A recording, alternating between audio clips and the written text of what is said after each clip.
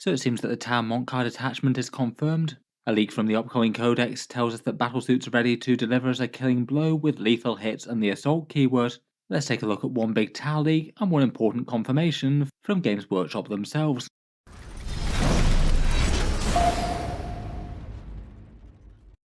Hello and welcome back to Warsbets Tactics, where today I thought I'd cover one interesting Tau leak. As often seems to be tradition when Games Workshop ships out these big box sets all over the world. Some things get leaked a bit early, sometimes it's the entire codex and sometimes just some pages, and that seems to be what we have this time with a confirmation of the Mont'ka rule, the killing blow.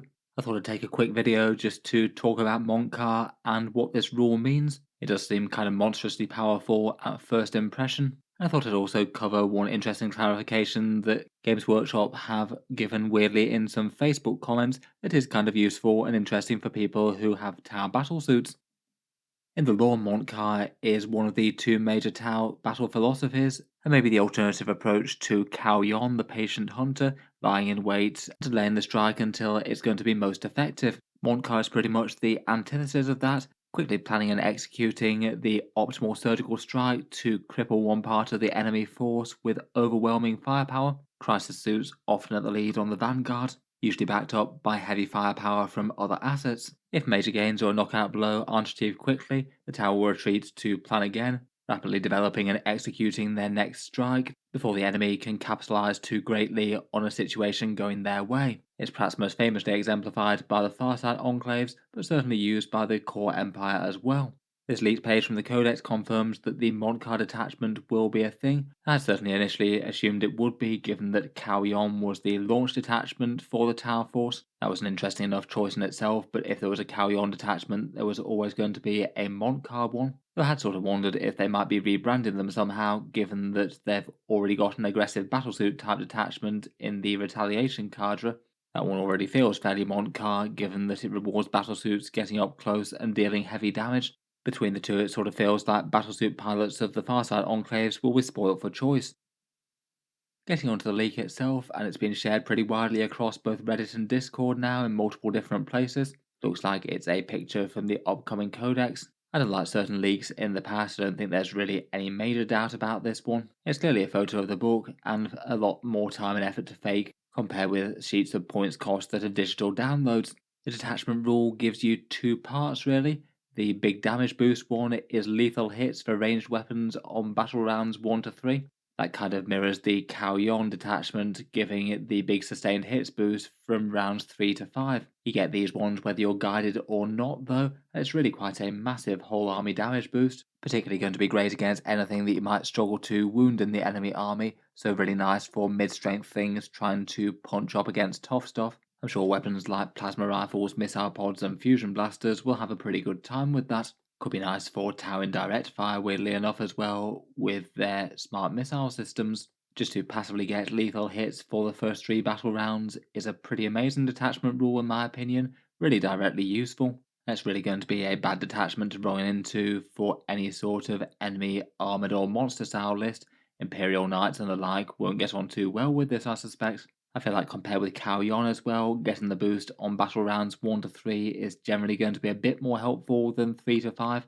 Often in games of 40k, the first few turns are about dealing the core of your damage. Depending how cagey people are playing, the outcome of the battle could be decided by the end of round 3. And I must admit I do quite like the way that different detachments could greatly encourage you to play different ways. Mont'ka means that you want to hit hard and capitalise as fast as you possibly can, whereas Carry On really favours hiding away for the first few turns besides what you have to, and then going to town from turn 3 onwards.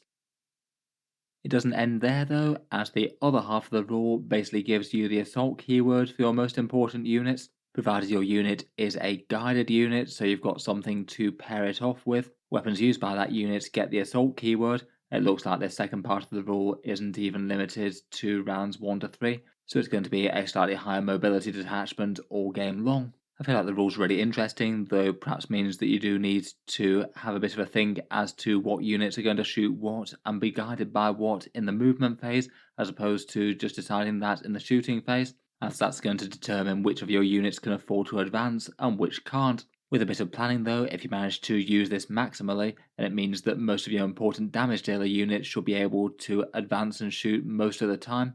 That's really quite a big deal with things like getting lines of sight on key units. If you had to clear the corner of a ruin or just nose part of your model round a corner, it could be the difference between both reaching objectives and also dealing damage, or having to advance to reach the objective and not being able to. It could be relevant for range for certain weapons, particularly close range things like fusion blasters and flamers, and I guess it might also lessen the dependency on cold star battlesuits to have crisis suits move really quickly. Maybe Mont'ka armies might be a bit more tempted by Enforcer commanders as a result. As I've seen others point out, it does look like technically this would only work if they do a rewrite of the For the Greater Good core rule, which I must admit is kind of fantastically confusingly worded for something that's a relatively simple concept. The problem with it as it stands is that advancing units aren't normally eligible to be guided. As to be guided, I believe you have to be eligible to shoot. Certainly not saying that's a problem though, they certainly could have anticipated that and tried to clean up the wording of that rule so it works with this.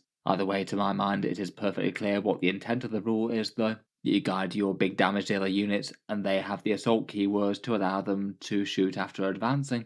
Overall, I think between these two bits it looks like a really great core rule at first impression, even if the rest of the detachment improved underwhelming. I genuinely think there'd probably still be enough interest for people to try that out. At the moment, we haven't seen any of the likely 6 stratagems and 4 enhancements that Mont'ka might yield, and I can't help but think that given the nature of it, there's probably going to be some interesting damage and movement buffs. Hopefully there's some fun good stuff besides this, so it competes against other things like that Retaliation Cadre or Cao Yon.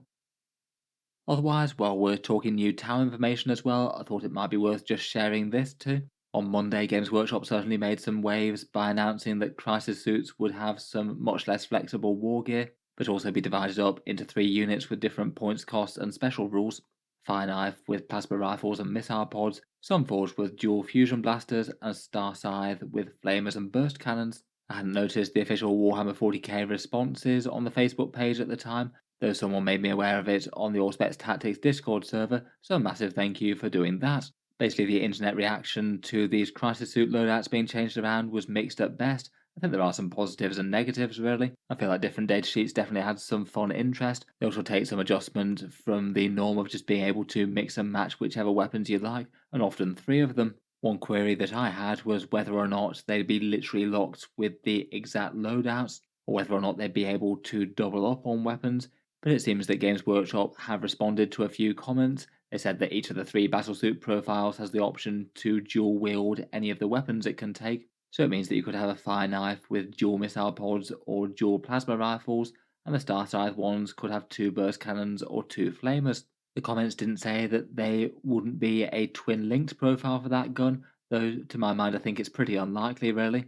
The Sunforged one is locked into dual fusion blasters, and they already previewed the special rule saying that you can reroll wound rolls and damage rolls against vehicles against that. That just wouldn't make sense to have as a rule if those 2 fusion blasters counted as one twin linked profile, as they'd already reroll the wound roll. I guess that does mean that at least 2 of those loadouts will have some flexibility. I feel like it's likely that people will probably lean towards just having a double version of the same gun, seeing as that just keeps the unit focused unless there's some sort of special reason to run one of each. Overall, I guess the outcome will be that Crisis Suits will have just 2 weapons and then 1 support system or shield generator on top. Airbursting fragmentation projectors and cyclic ion blasters will be completely gone for the unit as they're not in the kit. I guess that most Crisis Suits will probably be fielded with 2 guns pursuing the exact same target, and special rules that make them extra good at destroying one thing as opposed to being a bit more general purpose. I'm hoping we'll still be able to take full squads of 6 of these as opposed to units of 3. That one's yet to be confirmed, I suppose. In any case though, let me know what you think. So far I feel like quite a lot of the previews have had some pretty interesting stuff from this book so far. The Retaliation Cadre and Mont'ka both seem pretty fun. I feel that optimal rules wise the Crisis Suits might be an improvement versus Cyclic Ion Blaster spam, even if it won't please everyone. I'll certainly cover any more news or leaks that I get here on the channel, and I look forward to doing a full review of the Tau book once we get the rules. It'll be interesting to see how all of this fits together properly. If you'd like to see any more like that, feel free to subscribe, and if you'd like to help keep these videos coming, I would just like to mention that Auspex Tactics does have a Patreon page as well, and you can find that linked in the video description down below. Channel patrons do get a fair few advantages, seeing certain videos early, regular votes to see what sort of things come next on the channel, and automatic entry into the regular prize giveaways with the chance to win some big model kits each month. If any of that sounds good to you, or you'd just like to help support, the link is down in the video description. In any case, a massive thank you for listening, and I'll hope to see you guys next time.